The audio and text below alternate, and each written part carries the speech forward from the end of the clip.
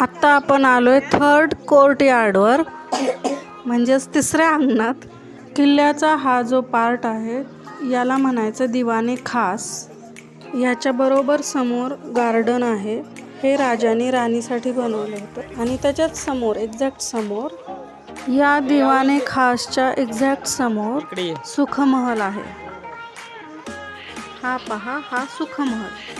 चला आपण जाऊया या तिसऱ्या कोर्टयार्डमध्ये.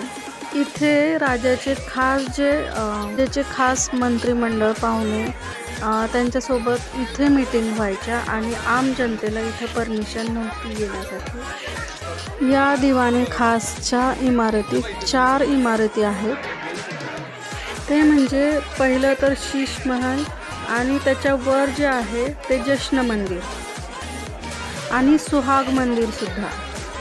आणि शीश महलचा